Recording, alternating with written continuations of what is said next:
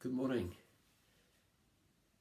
Very good to be speaking to you today on the series Same Storm and Different Boat. My boat is a time-out boat. Now, the time-out boat probably means different things to different people. To some people, it will mean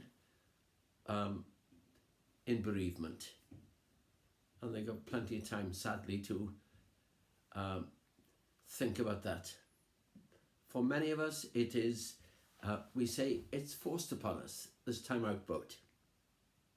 And then for others, it's being alone. And I know people say they're locked down, they're locked in, and they don't see anybody.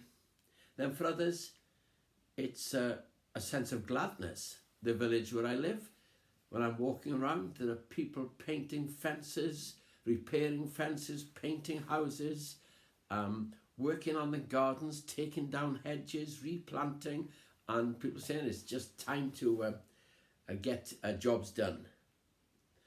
Everybody, nevertheless, is saying the time-out boat, it sounds good, but it's sheer inconvenience. And again, people say it's pressure. Now, about 25 years ago, my whole view of time-out radically changed.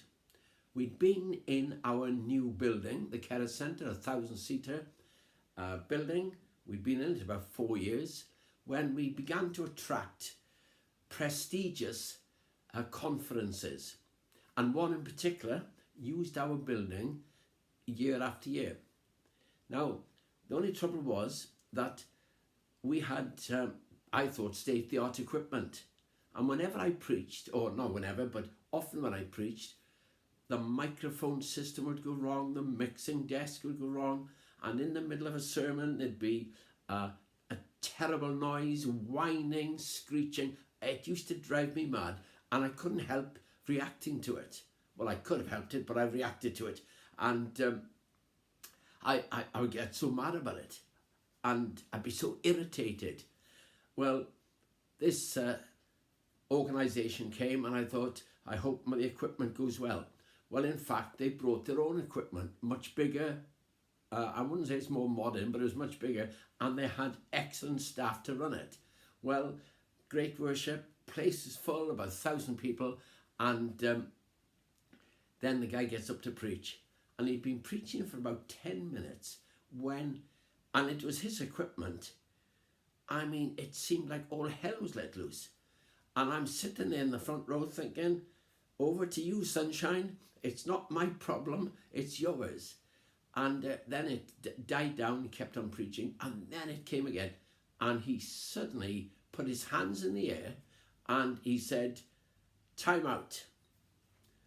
And he said to the men upstairs, because the desk was in the balcony, mixing desk, he said, when you're ready to start, give me the thumbs up. And then he looked at us and he said, I'm telling you what's going to happen after this meeting is finished. He said, I'm going to have a meeting with these guys upstairs. They know what's coming. And he said, I shall be asking them 3 questions. What went wrong? What did you have to do to put it right? And what are you going to have to do to make sure it never happens again? And I thought, this is incredible. Time out. This is a wonderful way of dealing with problems like that. And then eventually he got the thumbs up from the guys working on the equipment upstairs, and on the meeting went. Now, for me, time out meant a number of things. First of all, it meant decision time. And then it meant correction time. And then as I sat there, it became apparent to me, it meant planning time.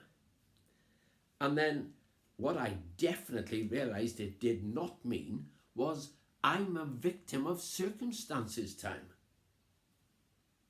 So I learned a lesson and I've never forgotten it. I'm not sure I always employed it, but it certainly changed my view of time out. Well, you know, everybody needs time out. And Jesus needed time out. There's an incident in Mark 6, verses 30 to 32 or 33, where the disciples were reporting back to Jesus what they'd been doing, and there were crowds around, and Jesus said, let's get it into a boat and come away with me. And so it became a time out for the disciples.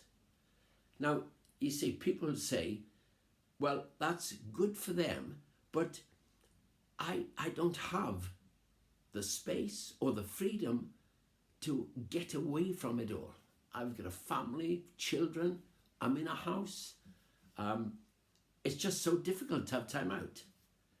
Well, you know, we may need to think it through a bit.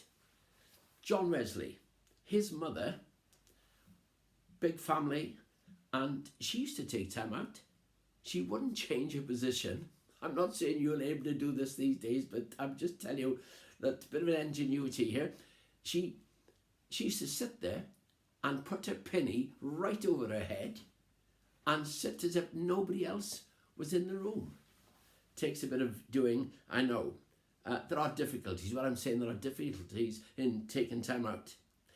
Time out is always temporary, because if you read that account of Jesus with the disciples, when they got to where they wanted to be to have time out, they were inundated with crowds.